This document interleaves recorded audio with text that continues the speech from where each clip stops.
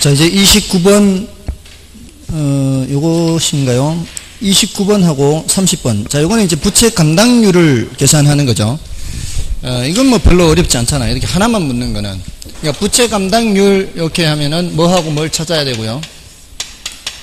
부채 감당률 하면은 순영업소득이, 순소득이죠. 부채 서비스액을 감당할 수 있는 능력이니까 두 가지를 찾아야 되잖아요. 근데 순영업소득이 바로 나와 있지는 않고 유효총소득과 영업경비를 알려줬잖아요. 그러니까 4천만 원에 40%가 경비니까 순영업소득은 4천만 원에다가 곱하기 0.6을 하면 나오겠죠. 40%를 뺀다는 것이. 그 다음에 부채 서비스액도 바로 알려준 게 아니죠. 부채 서비스액도 바로 알려준 게 아니고 저당 투자액이 총 1억인데 그 중에 저당 투자액이 6천만 원인데 저당 상수가 0.2라고 되어 있죠. 그것은 6천만 원에 곱하기 0.2를 해서 부채 서비스액을 계산하라는 뜻이에요. 그죠? 그래서 6천만 원 곱하기 0.2 이게 분모로 가는 거죠. 이게 저당 대부액 곱하기 저당 상수는 원리금 균등액 했잖아요. 그 원리금 균등액을 부채 서비스액으로 생각하라는 뜻이에요. 특별한 언급이 없으면 원리금 균등액이 부채 서비스액이에요. 그래서 2가 되는 거예요. 2가 1200분의 2400에서. 그럼 이제 30분은 여러분이 풀어보시고요. 다음에 넘어가셔서 31번은 대부 비율을 묻는 거죠. 대부 비율은 뭘 찾아야 돼요? 총 투자액 전체를 찾아야 되고요. 그게 부동산 가치, 부동산 가격 전부죠. 거기에다가 대부액을 찾아야 되죠. 자, 대부액을 찾아야 되는데 그것도 대부액을 바로 알려주지 않고 있죠. 대신 뭐하고 뭐를 알려주고 있어요? 저당 상수와 부채 서비스를 알려주고 있죠.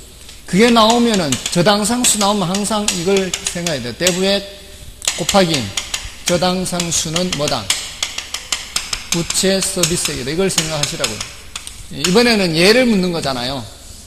예를 물을 때는 요 놈이 가서 이쪽으로 가서 나누기를 하는 거죠. 그러니까 연상을 해야 돼요. 저당 상수가 나오면은 항상 이 공식을 생각을 해야 돼요. 저당 상수가 나오는 순간 자동으로 그렇게 되도록 훈련이 돼 있어야 돼요. 그래야 무리 없이 풀 수가 있어요. 다음에 이제 그럼 이제 풀기는 여러분이 풀어보시면 되겠죠? 해드릴까요? 저당 상수가 몇 추로 돼 있어요? 0.2. 부채 서비스액은 1만만이죠. 그럼 요 0.2가 이쪽으로서 나누기 하는 거잖아요. 그러면 얼마요? 1억을 0.2로 나누면은 5억이 되나요? 그럼 여기가 5억이 되는 거잖아요. 대부액이 5억이잖아요.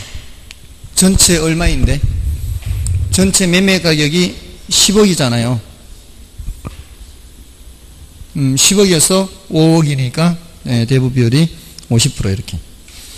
다음에 이제 32번, 33번, 34번은 자, 이거는 이제 대출 가능 금액 계산하는 거예요. 대출 가능 금액 계산하는데 32번, 33번, 34번은 주택의 경우에요.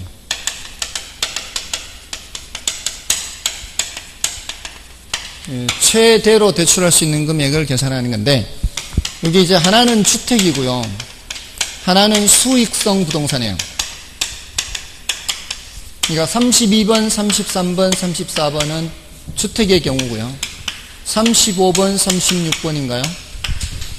35, 36, 37, 35, 36, 37, 38. 사실은 35, 6, 7, 8이 여기가 준비 과정이 준비 과정. 37번, 38번을 풀기 위한 준비 과정이 35번, 36번이에요. 그래서 다 이렇게 관련되는 거예요, 사실은. 근데 주택의 경우에는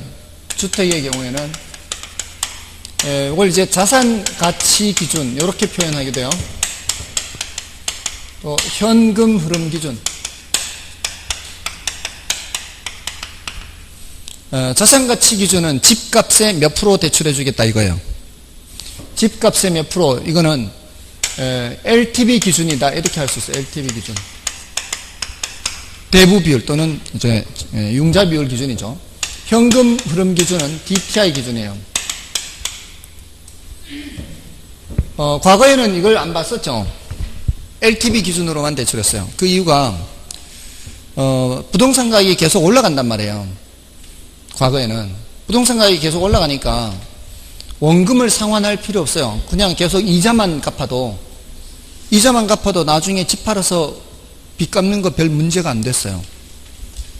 제가 20대 때 그거를 알았으면 저도 집을 좀 샀을 텐데 저는 솔직히 학교 다니면서 이런 금융 공부 다 했잖아요. 이런 계산, 금융, 화폐 시간 같이 이런 걸 다 공부를 할 거 아니에요. 그 당시에 돈을 빌리면 당연히 원금이자를 다 같이 갚아야 되는 줄 알았어요. 당연히.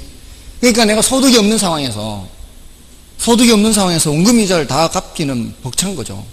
근데 그 당시에 심지어는 어떤 대출도 있었는가 하면은 최증식 상환도 있었어요. 최증식 상환. 그 당시에는. 최증식 상환은 처음에 이자도 다 안 내잖아요. 이자도 다 안 내니까 사가지고 그냥 조금 그냥 부담 한 1년 정도만 갖고 있으면은 그 갖고 있는 동안에 이자 부담 없이 조금 이자도 다 안 내니까 집값 올라가 버리는 거죠. 그걸 누가 안 가르쳐 줬어, 저한테. 근데 이제 그런 상황이 안 돼버렸죠. 이제 이 나이가 들었는데 지금도 계속 그런 세상이라면 그렇게 하면 되겠지만 이제는 산다고 해서 다 올라가는 건 아니란 거죠. 물론 사람이 사는 세상에 부동산이 없을 수는 없어요. 그렇잖아요. 땅을 베개 삼아 하늘을 이불 삼아 이렇게 할 수는 없잖아요. 집은 분명히 건물은 있어야 돼요. 근데 그게 지역에 따라 다르다는 거지. 이제 그걸 이제 캐치를 해야 돼요. 그걸 캐치하려면 뭘 봐야 되는가 하면은 도시계획을 봐야 돼요. 도시계획. 공법을 알아야 돼요. 공법을. 맞잖아요. 어디를 새로 개발할 거다. 어디를 재개발할 거다. 여기는 그래도 괜찮다는 거죠. 그런 곳은. 그러니까 돈 되는 게 바로 이 공부예요. 공부. 그러니까 딴 생각하지 말고 공부하라고. 공부. 돈 되는 게 공부라고. 이게 더군다나 공법이 사실 중요해요. 공법이. 아무튼 그러니까 그걸 알아야 이제 옥석을 가릴 수가 있는 거죠. 옥석을 가려서 투자를 해야 돼요. 부동산은 반드시 필요하기 때문에. 자, 아무튼 그래서 이게 등장한 거예요. DTI가 등장한 게 이제는 그 대출 받은 거를 상환할 능력이 있는지를 보고 대출을 한다 이 말이에요. 이게 이제 이 소득 기준. 그 사람이 연소득 대출 받는 사람이. 그래서 요거는 부동산 가격에다가 뭘 곱하는 거요? LTV를 곱하기만 하면은 바로 뭐가 나오는 거예요? 대출 가능 금액이 바로 나와요. 근데 여기서는 그 사람의 연소득을 알려주거든요. 거기에다 뭘 곱하는 거예요? DTI를 곱해요. 이게 이제 뭘 뜻하는가 하면은 그 사람의 연소득이 예를 들어 6천만 원인데 DTI가 40%다. 이 소리가 뭔 소리예요? 그럼 40% 곱하면 얼마요? 2,400만 원이잖아요. 그 2,400만 원을 한도로 하는 거예요. 1년 동안 원리금 상환하는 데 쓸 수 있는 돈이 2,400만 원으로 한도가 정해지는 거예요. 2,400만 원을 대출받을 수 있다는 뜻이 아니고 얼만가 대출을 받을 텐데 대출을 받으면 그게 뭐 1억이 되든 2억이 되든 대출을 받았을 때 그 대출받은 거를 원금이자 상환하는 한도가 1년에 2,400, 한 달에 200만 원이에요. 거기에 맞춰서 대출받는다는 뜻이에요. 됐나요? 그러니까 이게 바로 뭘 뜻하는가 하면 2,400만 원이 이게 바로 부채 서비스액이란 뜻이에요. 이게 부채 서비스액, 원금이자. 그러니까 이 부채 서비스액, 이거 지워버렸구나. 대부액 곱하기 저당상수 하면은 뭐가 나온다 그랬어요? 부채 서비스, 원리금 균등 상황에 부채 서비스 나오잖아요. 근데 우리는 이제는 뭘 알고 싶은 거예요? 대출 받을 수 있는 금액, 요걸 알고 싶은 거잖아요. 그러니까 요 저당상수 요쪽으로 와서 뭘 해야 돼요? 나누어 줘야 돼. 나누기를 해야 돼요. 그래 이게 나온단 말이에요. 근데 우리가 연소득 곱하기 DTI 계산한 건 뭘 계산해 놓은 상태예요? 부채 서비스액을 계산해 놓은 상태란 말이에요. 이 상태에서 뭘로 나누어야?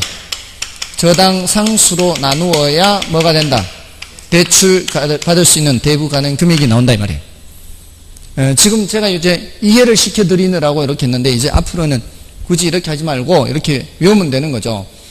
DTI 기준으로는 DTI를 곱하고 저당 상수 나누고 곱하기 나누기 하는 거고, LTV 기준은 그냥 LTV 곱하기만 하면 되는 거고, 그래서 곱하기, 이쪽은 곱하기 나누기.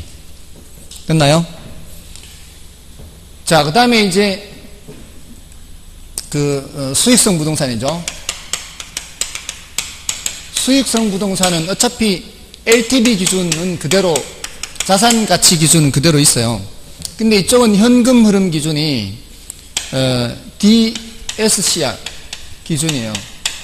이게 이제 부채 감당률을 영어로 DSCR 하거든요. 이게 이제 현금 흐름 기준이에요. 왜냐하면 주택의 경우에는 주택으로부터 발생하는 현금이 없잖아요.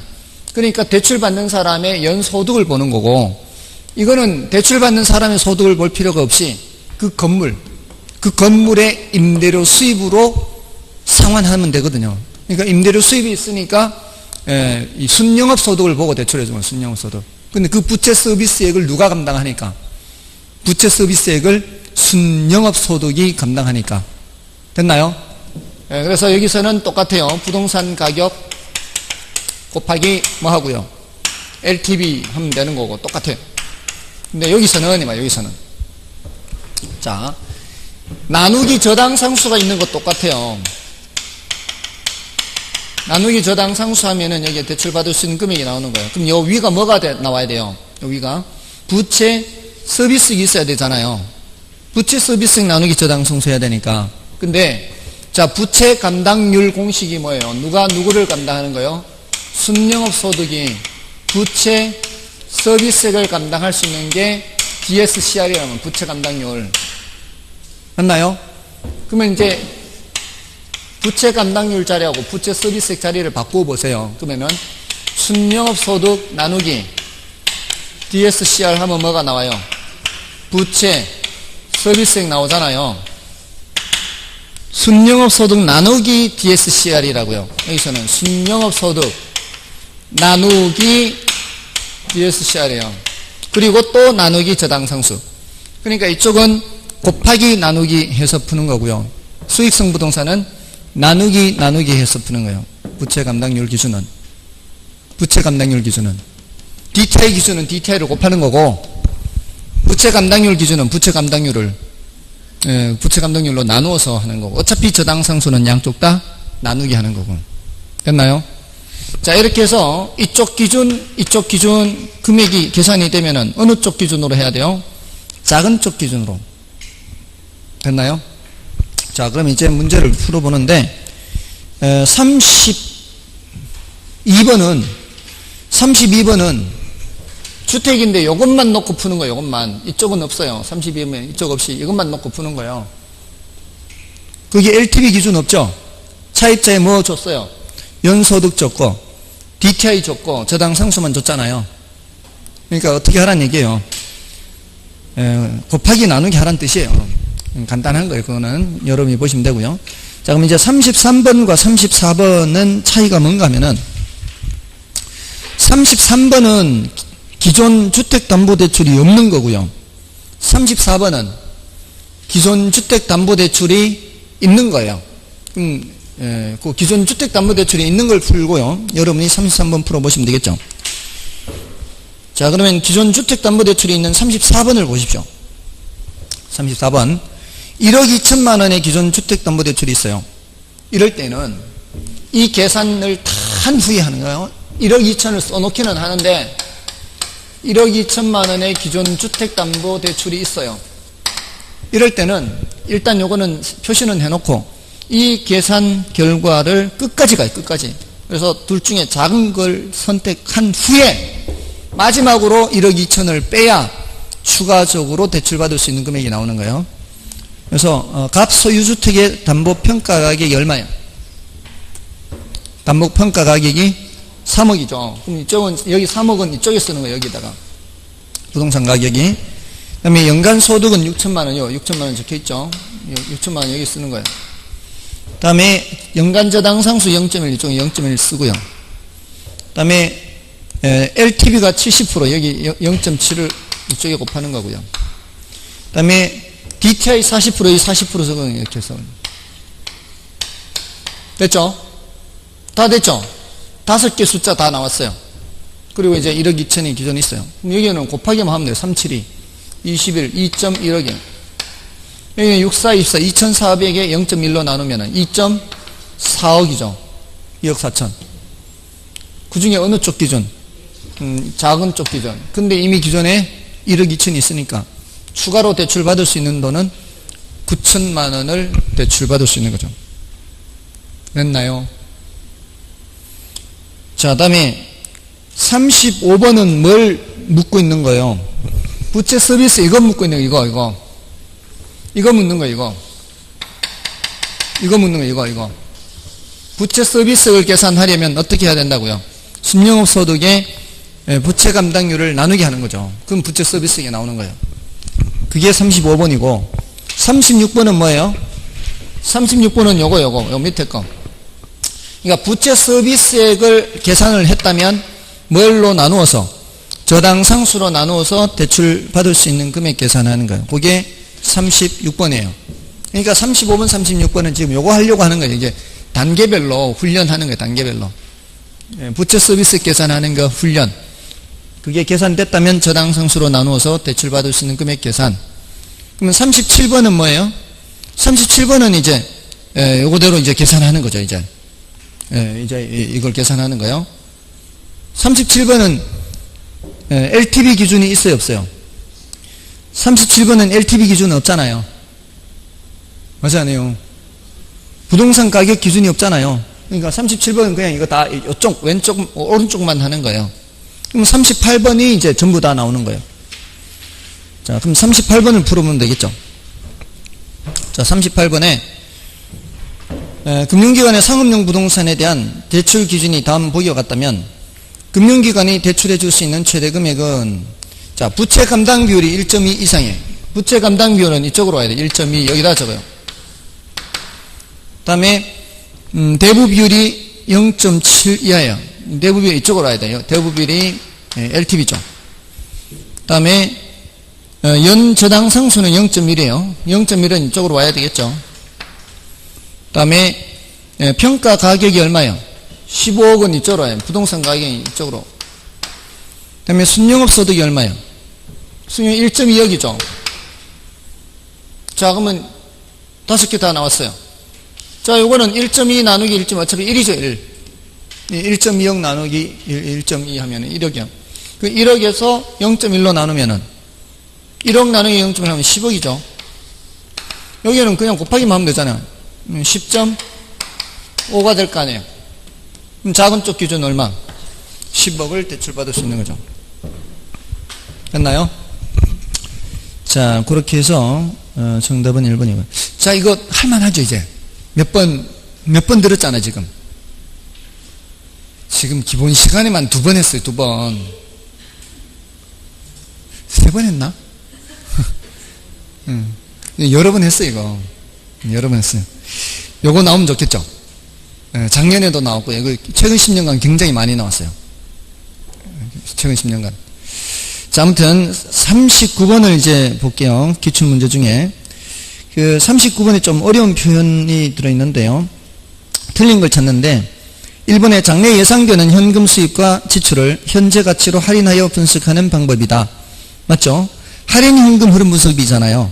할인 현금 흐름 분석은 장래 예상되는 현금 수입과 지출을 다 뭘로 바꿔야 돼요?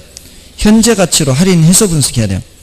그 다음에 장래 현금 흐름의 예측은 대상 부동산의 과거 및 현재 자료와 비교 부동산의 시장 자료를 토대로 여러가지 미래 예측 기법을 사용해서 이루어집니다.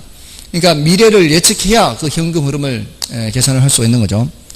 그 다음에 3번을 이제 조심해야 되죠. 3번.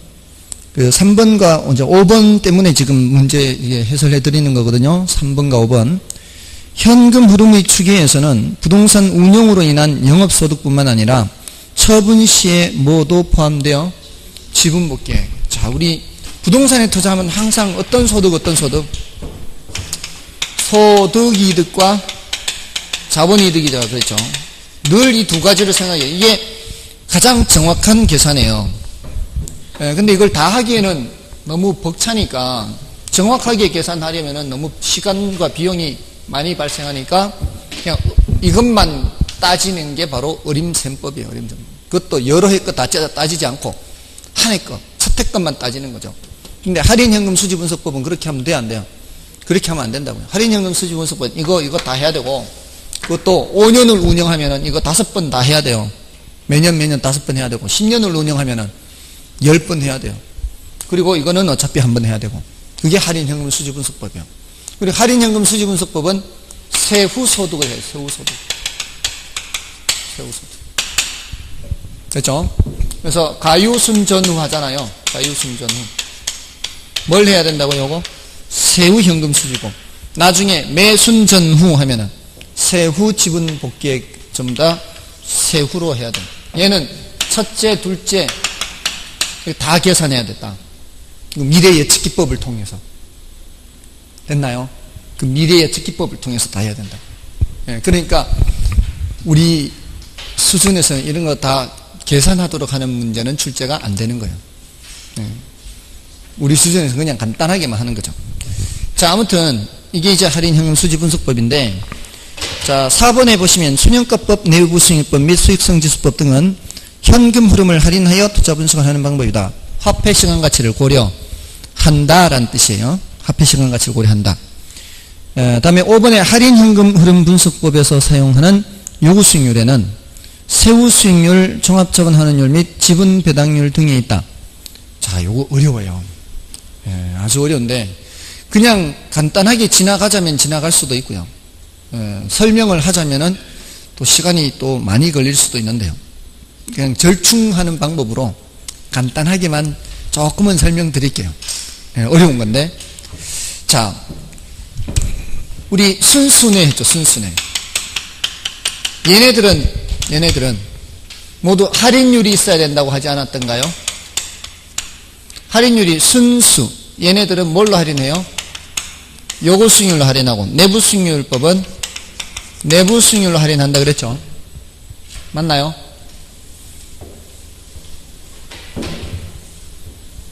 내부 수익률이 10%다. 이 소리가 뭔 소리일까요? 예를 들어 3년을 운영해. 3년을 운영하는데 첫 해 1,000만원 투자했어요. 자, 이게 운영을 한다고 하지만 사실은 이제 임대료 수입 그런 거 다 포함해서 3년 후에 한꺼번에 뭐 이게 수익이 발생하면 그것도 재투자하고 이 할인율을 재투자율이라고도 해요. 재투자율.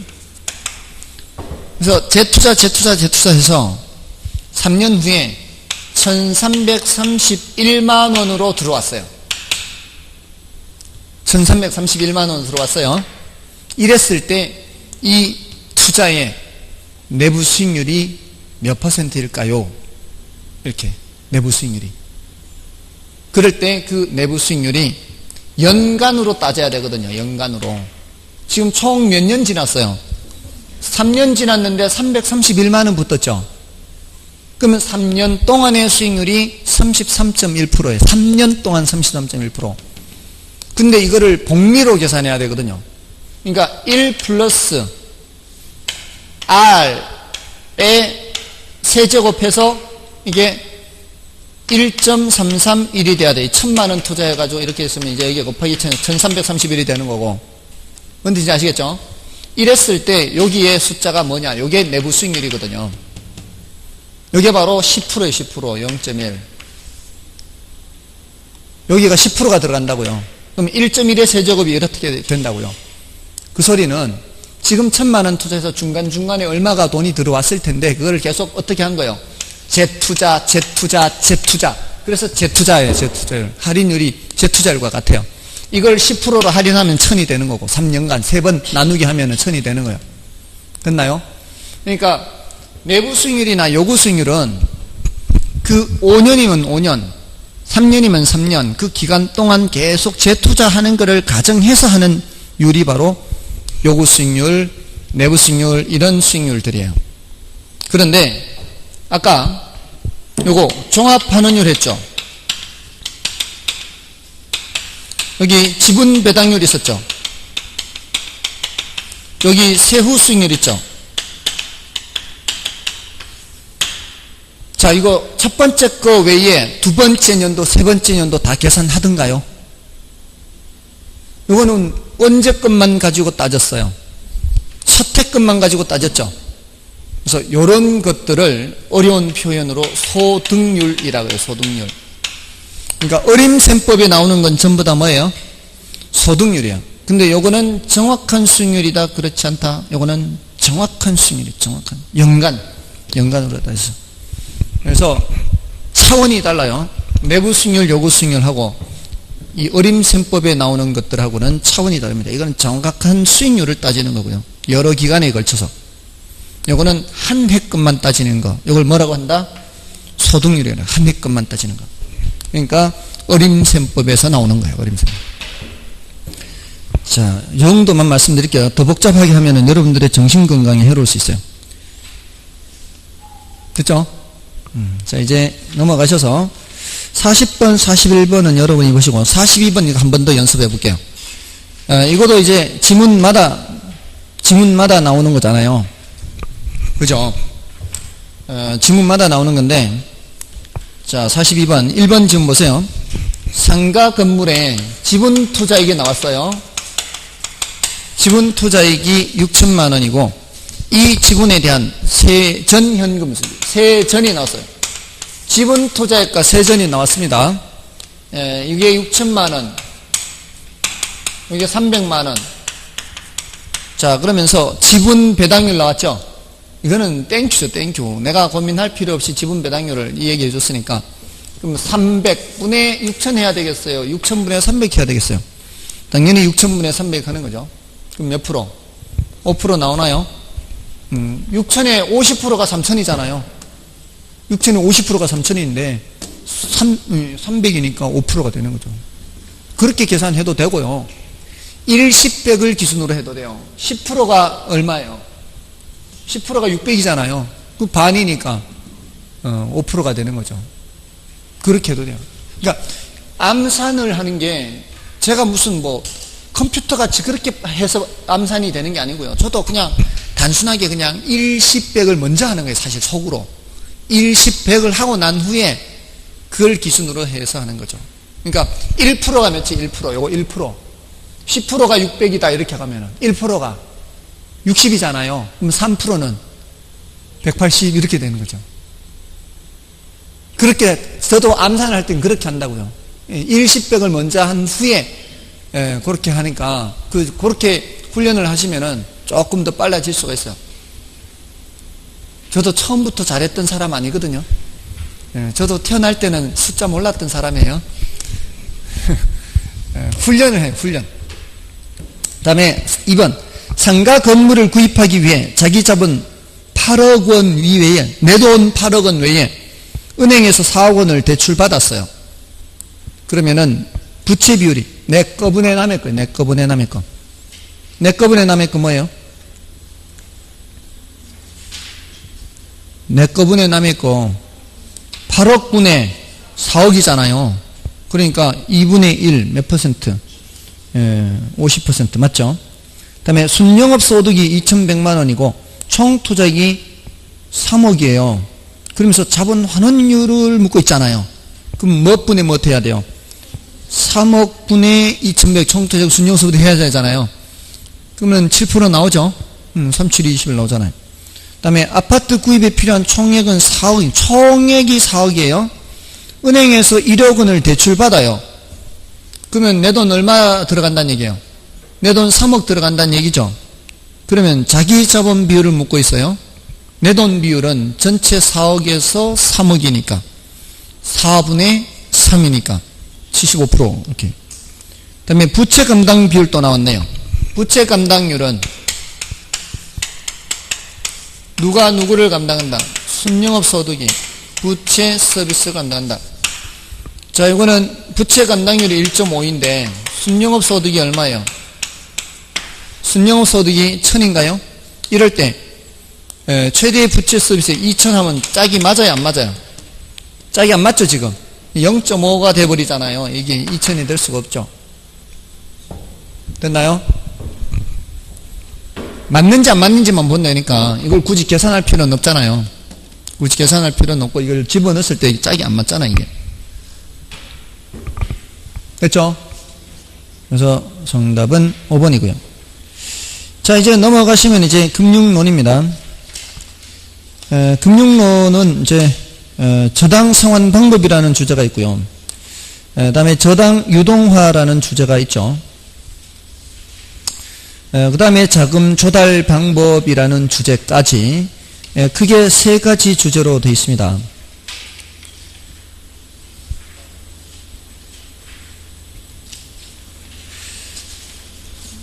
세 가지 주제인데요. 그 이제 곁가지가 좀 있긴 한데요. 오늘은 이 리츠까지는 하기가 좀 애매할 것 같습니다. 자, 이론 정리를 좀 해보면은, 자, 일단 이론 정리를 할 때 굵직굵직한 것들을 이렇게 일단 표시하잖아요. 그러니까 평소에 이론 정리를 하시더라도 이런 것들 위주로 하시면 되는 거죠. 지금 여기 이제 저당 상환 방법이라는 게 있고요. 저당 상환 방법, 그 다음에 저당 유동화라는 게 있고요. 그 다음에 자금 조달 방법. 저당 상환 방법은 다시 고정금리, 변동금리 뭐 이렇게 나누는 게 있죠. 그리고 원리금 균등, 원금 균등, 최증식 상환, 점증식 상환이 있고요. 저당 유동화의 개념, 구조, 효과, 저당 유동화를 통해 발행하는 증권. 자금 조달 방법에는 리츠가 중요하고 프로젝트 파이낸싱. 이 두 개는 좀 그래도 해둬야 되는 거고요. 나머지 뭐 신디케이션이나 이런 거는 내용은 별로 중요하지 않습니다. 그게 지분금융이다, 부채금융이다. 그거 구별만 하면 되는 거거든요. 그러니까 이런 항목들에 대해서 정리를 해 두셔야 되는데, 요거 말고 이제 여기 정리가 되면 곁가지로 하는 게 지분금융, 부채금융, 요 구별하는 건 해야 돼요. 격가지 중에서는. 그 다음에 뭐 이제 한국주택금융공사에 대한 내용이 있어요. 한주금. 이런 내용도 있습니다. 그래서 격가지로 해야 되는 것 중에 이제 앞에 나오는 것이 지분금융, 부채금융. 자, 그것을 좀 구별을 하셔야 돼요. 그래서 216쪽에 1번, 2번은 뭐 별로 중요도가 높지는 않고요. 참고로 보시면 돼요. 3번 문제를 보겠습니다. 3번에 부동산 금융과 관련된 다음 용어 중 틀린 것은 1번에 신탁금융은, 자, 신탁이란 말이 나오죠. 신탁이라는 말이 나오면 공통적으로 이게 어떤 의미가 있죠? 신탁하면은, 신탁이라는 말이 나오면은 소유권의 형식적 이전이에요. 소유권의 형식. 혹시 여러분들 민법에서 신탁 안 배우시나요? 맞죠? 그거예요. 그러니까 그게 개발 신탁이 있고요. 부동산 개발하고 관련되는 거죠. 또 관리 신탁이 있어요. 부동산을 관리해 주세요. 또 담보 신탁이 있어요. 이거는 대출 받는 거예요. 부동산을 맡겨놓고 그 신탁 증서를 받으면 그 신탁 증서를 금융기관에 맡기고 대출 받는 거예요. 일종의 뭐라고 하면 되는가 하면 질권이라고 하면 돼요. 질권. 그러니까 유치권, 질권, 저당권 하잖아요. 부동산은 저당권이잖아요. 부동산 외에 뭐 권리라든가 또는 동산이라든가 이런 거는 질권이잖아요. 그러니까 그 질권이에요. 그게 담보신탁. 다음에 처분 신탁도 있기는 해요. 처분해 주세요. 처분할 때까지 소유권을 형식적으로 이전해 놓는 거예요. 이런 것들이 전부 다 뭐가 발생하는 거라고요? 소유권의 형식적 이전이 발생하는 거죠. 처분 신탁은 왜 필요한가 하면은 이중매매 때문에. 이중매매 때문에. 에스코로 있죠, 에스코로. 에스코로 들어보셨죠? 중개사법에서. 그게 이거하고 일맥상통한 거예요. 일단 계약을 한 후에 이거를 다른 사람 이름으로 형식적으로 소유권을 이전해 놓는 거죠. 그럼 뭘 못하는 거예요? 이중매매를 못하는 거죠. 그죠? 그렇게 하는 거죠. 아무튼 지금 이거는 뭐 거의 언급이 안 되고요. 얘네들은 우리 이제 개발하고 관련이 있잖아요. 토지신탁 있잖아요. 토지신탁. 개발해 주세요. 부동산 관리해 주세요. 이제 담보신탁. 자, 담보신탁을 다른 말로 신탁금융이라고 그래요. 신탁금융. 담보신탁을 다른 말로 이제 신탁금융 이렇게. 신탁금융은 신탁회사와 신탁계약을 맺은 후 받은 수익증권을 담보로 자금을 융통하는 거예요. 자, 담보로 자금을 융통한다 그러면은 이게 지분금융이에요, 부채금융이에요? 부채금융. 담보로 제공하고 돈을 빌리는 거니까. 다음에 부채금융은 타인 자본을 조달하는 금융이며 금융기관으로부터의 차입이나 사채 발행이 이에 해당한다. 차입, 빌리는 거, 사채 발행, 이것도 빌리는 거죠. 맞나요? 전부 다 무슨 금융? 부채금융. 부동산 대출의 총부채 상환 비율을 적용하면 총부채 상환 비율이 뭐예요? DTI죠, DTI. 그렇지 않은 경우보다 자금의 유용성이 높아진다. 맞나요? 총부채 상환 비율을 적용하면 자금의 유용성이 높아진다는 게 대출 받는 게 더 쉬워진다 이런 의미거든요. 유용성이 높아진다는 게. 총부채 상환 비율을 적용하면은 대출 받기가 더 쉬워지나요? 어려워지는 거죠. 3번이 틀린 거예요. 자, 이 디테일을 좀 더 설명을 드릴까요? 시사적인 것 때문에 시사적인 거예요. DTI가 아까 연소득에서 연간소득에서 1년에 원리금 지불하는 금액이에요. 연간 원리금 지불이에요. 자, 이 원리금 지불에 가는데 이제 이론적으로 할 때 이게 이제 기타 부채에 대한 이자가 있어요. 기타 부채 이자.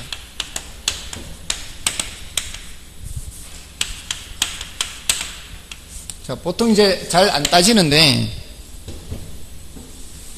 이제 워낙 가계부채가 심하고 하니까 주택담보대출, 이건 주택담보대출이에요. 주택담보대출, 주담대. 주택담보대출에 대한 원리금 지불액만 따지는 게 아니라 이 사람이 뭐 마이너스 통장을 갖고 있다거나 또 다른 사업자금 대출받은 게 있다거나 이럴 때는 그 이자를 내는 게 있을 거 아니에요. 그러면은 그 사람의 한도에서 요거를 제하고 주택담보대출을 받을 수 있거든요. 주택담보대출의 원리금 지불액의 한도가 줄어드는 거예요. 그러니까 아까 6천만 원이고 이게 40%가 적용되면은 아까 이게 얼마라 그랬어요? 이게 2,400만 원이 한도라 그랬잖아요. 2,400만 원이 한도인데 이 사람이 기존에 다른 데서 이미 다른 사업하느라고 이미 대출을 받은 것에 대한 이자가 600만 원 나가고 있어요. 600만 원. 이게 없으면은 2억을 대출받을 수 있는 사람이에요.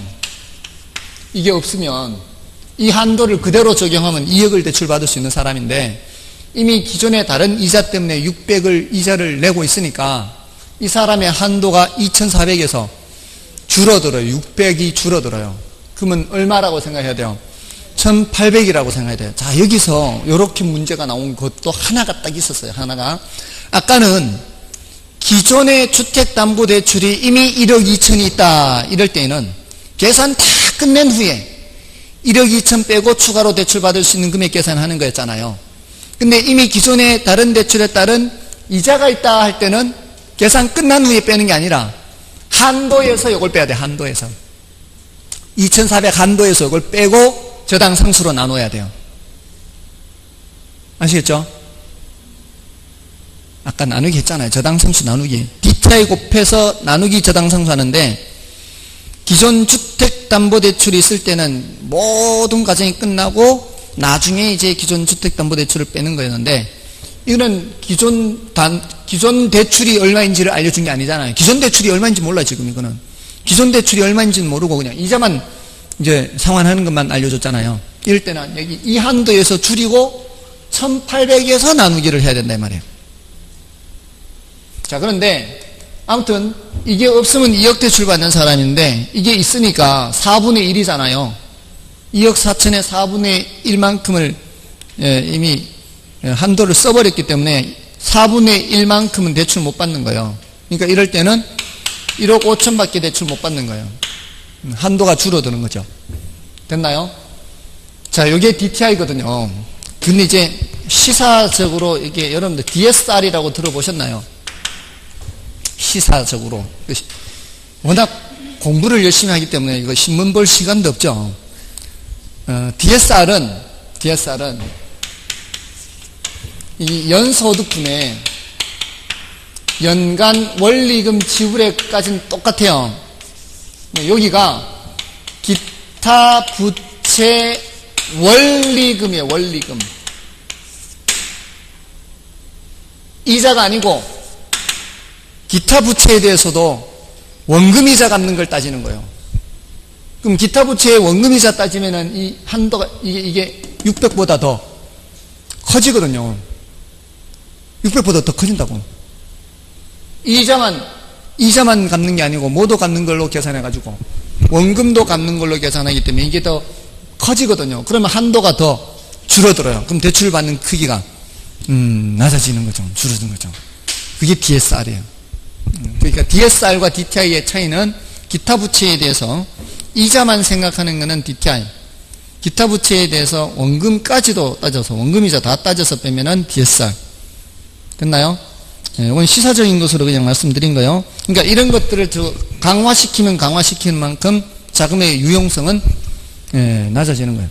그 다음에 4번에 대부비율이란 담보부동산의 가치에 대한 융자잔금의 비율을 말하며 대부비율이 높을수록 채무 불이행의 가능성은 높아진다. 맞고요. 그 다음에 지분금융은 자기자본을 조달하는 금융을 말하며 주식발행이나 신디케이션 등이 그 예이다. 자, 이게 계속 지분금융, 부채금융 나오는데 지분금융은 특징이 뭐예요? 배당이죠, 배당. 부채금융은 정해진 이자죠, 이자. 이게 가장 큰 특징이에요. 부채금융과 지분금융의 얘는 수익에 따른 배당을 해줘요. 실적에 따라 정해진 이자. 주식이 대표적인 지분금융, 그 지분증권이죠. 그 다음에 채권이 부채금융, 부채증권이 대표적인 거예요. 그리고 우리 부동산 쪽에서는 리츠, 그리고 부동산 쪽에서 MBS나 ABS, 그리고 차입, 아까 차입 있었죠? 사채 발행, 회사채.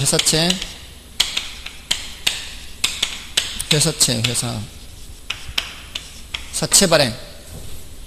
아까 신탁금융도 있었죠? 담보신탁. 이런 건 전부 다 뭐예요? 부채는 돈 빌리는 거예요. 자, 다음에 이거는 리츠 말고 신디케이션도 있고 또 조인트 벤처도 있죠. 이건 금융기관이 투자자로 참여하는 거예요. 투자자로 참여한다는 건 배당받겠다는 얘기예요. 그리고 무슨 펀드 있잖아요. 펀드. 그죠? 펀드는 뭐예요? 배당받는 거죠. 이자 받는 것이 아니고. 됐나요? 뭐 증자 이런 말이 뭐 증자. 주식을 새로 발행하는 거예요. 주식을. 이런 것들 전부 다 뭐예요? 지분금융. 가장 큰 특징이 이겁니다. 물론 이제 이거 말고도 다른 특징도 있죠. 경영하는데 참여하는 거는 뭐예요? 경영하는데 참여하는 거. 지분금융. 감나라, 배나라 간섭할 수 있는 건 이거예요. 이거는 경영에 참여를 할 수가 없죠. 그리고 자산을 청산할 때 청산 자산에 대한 우선권이 누구한테 있을까요? 주식한테 있을까요? 채권한테 있을까요? 주식한테. 우선권은 주식한테, 우선권은 채권한테, 채권. 여기 있어요, 채권. 청산할 때, 회사 문 닫을 때, 누구한테 먼저 주고, 빚부터 먼저 갚고 남는 거 있으면 이제 나눠 가지는 거죠. 됐나요? 청산 자산에 대한 우선권은 채권에 있어요, 채권. 자, 그런 내용들이 있습니다. 자, 넘어가시면 이제 4번, 5번 중에 4번을 이제 풀어보시면, 5번은 여러분이 풀어보시면 되겠죠. 자, 4번은 부동산 금융의 자금 조달 방법 중 하나인 지분 금융과 관련이 없는 것은 1번 조인트 벤처, 지분 금융 맞죠? 부동산 신디케이트 맞고요.